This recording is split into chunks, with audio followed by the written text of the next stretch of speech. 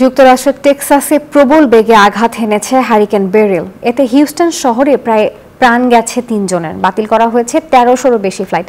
এদিকে স্বস্তিতে নেই ভারতও। ভারী বর্ষণে বিপর্যস্ত দেশটির মহারাষ্ট্রের মুম্বাই শহর।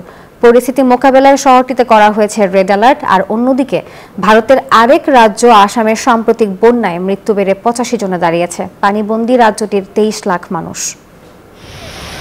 দিল্লির পর এবার ভারী বৃষ্টিতে তলিয়ে গেছে ভারতের বাণিজ্য নগরী মুম্বাই।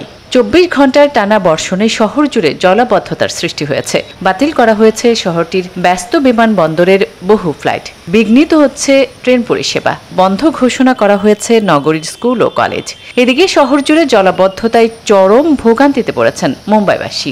মুম্বাই পানি হর সাল কা ওই টেনশন, हमारा BMW वहां फंसा है। পরিস্থিতি সামাল দিতে শহরের বিভিন্ন জায়গায় 7টি পাম্পিং স্টেশন তৈরি করা হচ্ছে। রেড অ্যালার্ট জারি করা হয়েছে মুম্বাই, রত্নাগিরি, রায়গড়, সাতারা, পুনে এবং সিন্ধুদুর্গ জেলায়। দেশটির আরেক রাজ্য আসামে বন্যায় মৃতের সংখ্যা বাড়ছেই। গেল দিনও বেশ কয়েকজনের প্রাণ গেছে। মে মাসের শেষ দিকে শুরু হওয়া এ বন্যায় আসামের ৩৫টি জেলার ২৭টি প্লাবিত হয়েছে।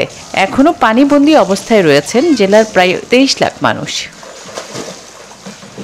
এদিকে হারিকেন বেরিলের দানবীয় রূপ দেখছে যুক্তরাষ্ট্রের টেক্সাসের বাসিন্দারা। ভারী বৃষ্টি ও তীব্র বাতাসের সঙ্গে টেক্সাসের উপকূলীয় শহর মাটাগোর্ডার কাছে আছড়ে পড়া হারিকেনটি। এতে প্রাণহানির পাশাপাশি বিদ্যুৎ বিচ্ছিন্ন হয়ে পড়েছে ওই অঞ্চলের ২৭ লাখের বেশি মানুষ। বাতিল করা হয়েছে হিউস্টন বিমানবন্দরের ১৩০০-রও বেশি ফ্লাইট। বিপর্যস্ত হয়ে পড়েছে গোটা এলাকার জনজীবন। আসমা তুলি, নিউজ 24।